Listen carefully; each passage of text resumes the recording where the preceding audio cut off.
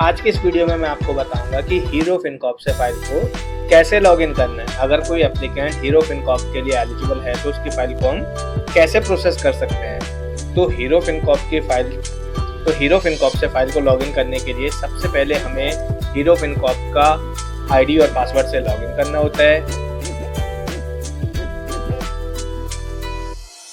एक ऐसी screen visible होती है जिसको हम डैशबोर्ड कहते हैं। अब हमें न्यू फाइल लॉगिन करने के लिए जो टॉप पे ऑप्शन दिख रहा होता है न्यू का, यहाँ पर क्लिक करना होता है। देन जब हम यहाँ पर क्लिक करते हैं, इसके बाद में हमारे सामने एक न्यू पेज ओपन होता है जहाँ पे हमें ये सारी डिटेल्स फिल करनी होती है।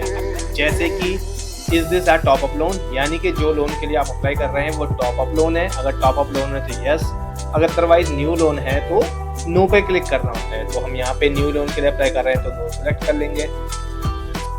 देन उसके बाद ऑप्शन आता है पर्पस ऑफ लोन का, कि एप्लीकेंट किस पर्पस से लोन ले रहा है। डेब्ट consolidation, holidays, home renovation, medical emergency, wedding, other, या कोई भी जो उसका पर्पस होता है लोन लेने का वो हम सेलेक्ट कर लेंगे। देन उसके बाद प्रोग्राम टाइप, कि एप्लीकेंट का जो प्रोग्राम टाइप है वो क्या है, इनकम प्रोग्राम है या नॉन इनकम प्रोग्राम है, वो सेलेक्ट कर लेंगे। उसके बाद में आता है कि कितना लोन अमाउंट रिक्वायर्ड है एप्लीकेंट को। तो हमारे एप्लीकेंट को 2 लाख का रिक्वायरमेंट था तो 2 लाख हम यहाँ पे एंटर कर देंगे।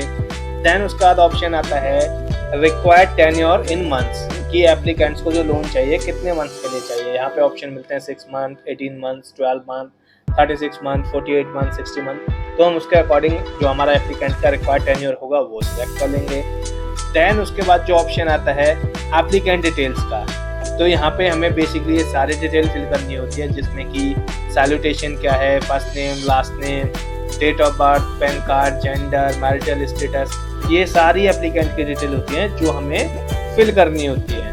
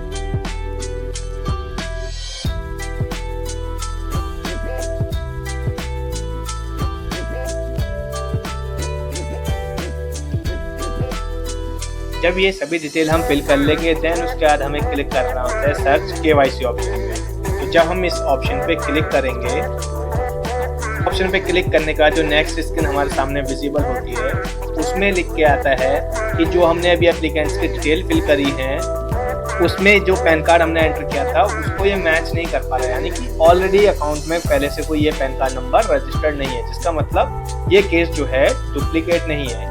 तो यहाँ पे ऑप्शन आ रहा है कि अगर आपने कोई पैन कार्ड की डिटेल गलत एंटर किए हैं तो इसको कैंसिल करके आप दोबारा से डिटेल फिल कर सकते हैं। और अगर आपने सही पैन कार्ड की डिटेल एंटर की हैं तो क्रिएट लोन ऑप्शन पे क्लिक करके आप आगे की प्रोफाइल को कंप्लीट कर सकते हैं। तो हम क्रिएट लोन ऑप्शन पे क्लिक करेंगे। देन उसके बाद नेक्स्ट पेज जो ओपन होगा, यहाँ पे हमें ये सारी डिटेल फिल करनी होती है। ठीक है, इसमें से आधे डिटेल होंगी जो ऑटो फिल होके आ जाती है, जैसे कि लोन अमाउंट रिक्वेस्टेड कितना था, क्या एप्लीकेंट के डिटेल हैं। उसके बाद में इनमें से जो डिटेल मिसिंग थी वो हमें फिल करनी पड़ेंगी, जैसे कि मदर्स नेम क्या है, ठीक है, और बाकी की जो डिटेल्स होती हैं वो हमें फिल करनी पड़ती हैं। जो पहले फिल कर दी थी प्रीवियस पेज पे वो ऑटो फिल होकर आ जाती हैं। जो डिटेल्स पेंडिंग थी मतलब प्रीवियस पेज पे हमने नहीं फिल करी थी वो डिटेल हमें फिल करनी होती है, तो हम यहाँ पर डिटेल फिल करेंगे।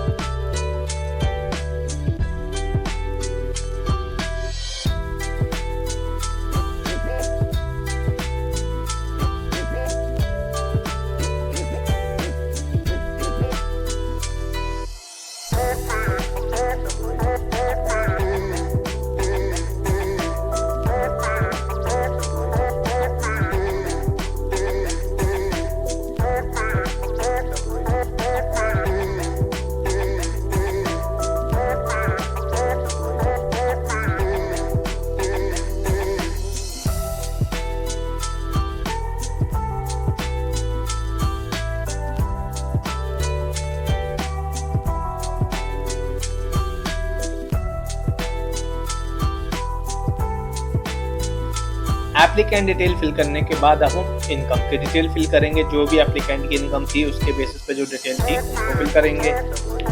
जब हम एप्लीकेंट की इनकम डिटेल फिल कर लेंगे देन साथ साथ में उसका किस टाइप का बिजनेस है, किस चीज़ का बिजनेस है वो वाली डिटेल भी फिल करेंगे।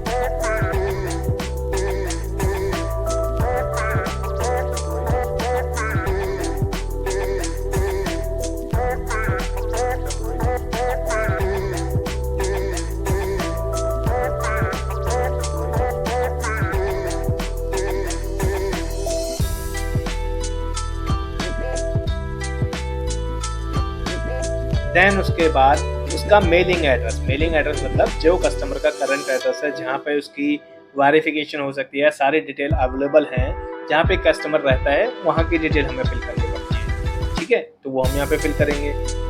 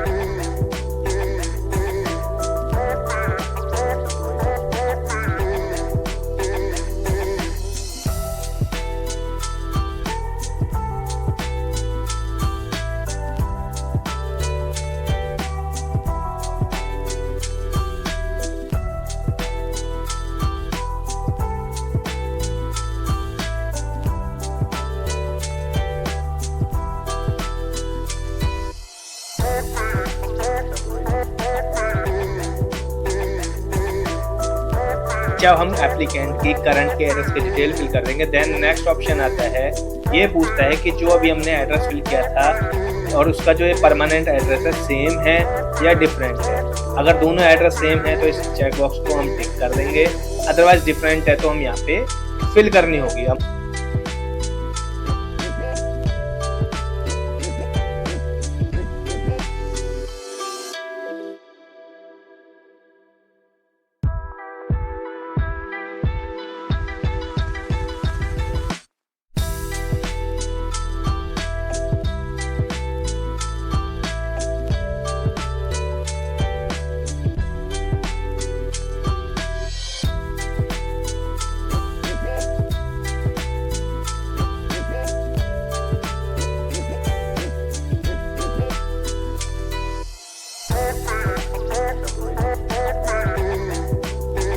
जब दोनों डिटेल फिल हो जाती हैं, देन उसके बाद हमें अदर डिटेल सेलेक्ट करनी होती है। जैसे एप्लीकेंट के पास कोई व्हीकल है, 2 व्हीलर या कार में से, तो जो भी व्हीलर होता है उसको हम सेलेक्ट कर लेंगे। ठीक है, तो जहाँ पे जब सेलेक्ट करेंगे तो वो ऑप्शन इधर विजिबल हो जाएगा। फिर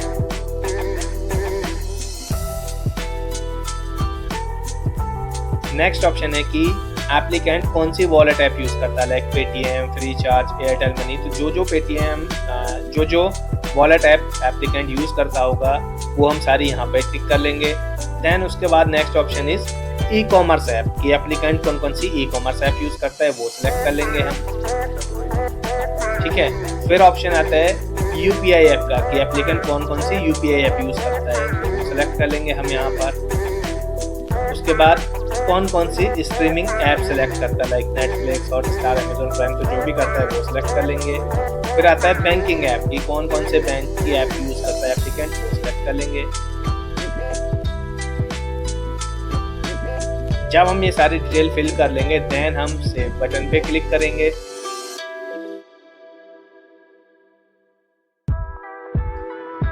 जब हम सेव बटन पे क्लिक करेंगे तो नेक्स्ट पेज हमारे सामने एक ऐसे ही ओपन होकर आएगा, जहाँ पे हमने जो लोन एप्लीकेशन डिटेल अभी फिल करी थी वो सारी हमें दिख जाएंगे कि कितना लोन अमाउंट चाहिए था, कितने टेन्योर मंथ के लिए, किस पर एप्लीकेंट की क्या डिटेल है, सारी विजिबल हो जाएंगी। देन उसके बाद अभी हमें कस्टमर के डॉक्यूमेंट्स अपलोड करने पड़ेंगे, तो उसके लिए हमें एप्लीकेंट के डॉक्यूमेंट्स वाले टैब पे क्लिक करना पड़ेगा और यहाँ पे हमें एप्लीकेंट के डॉक्यूमेंट अपलोड करने पड़ेंगे।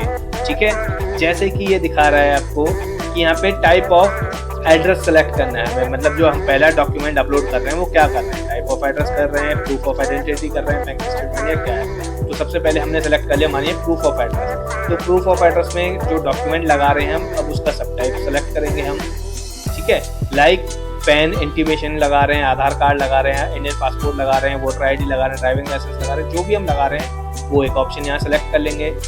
ठीक है, उसके बाद उस फाइल को हम यहाँ पे अपलोड कर देंगे। जैसे हमने आधार कार्ड लगाया तो आधार कार्ड यहाँ पे अपलोड कर देंगे। ठीक है, उसके बाद जब हम एक डॉक्यूमेंट अपलोड कर देते हैं, देन ठीक है, ये देखिए आधार अपलोड हो गया। उसके बाद जैसे ही हमारा आधार अपलोड हो जाएगा, देन एक और ऑप्शन आएगा। ठीक है, जब हमने आधार कार्ड अपलोड कर लिया तो अब यहाँ पे देखिए वो यहाँ पे हमें शो हो गया कि हमने आधार कार्ड अपलोड कर लिया है। देन अब हम प्रूफ ऑफ आइडेंटिटी का ऐड करेंगे यहाँ।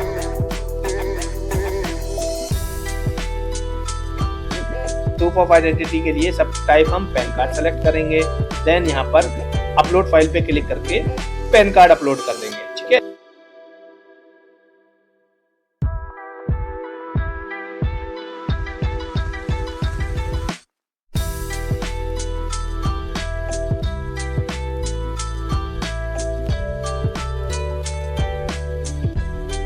जब हम पैन कार्ड अपलोड कर देंगे, ऐसे ही करके हमें सारे डॉक्यूमेंट्स अपलोड करने होंगे।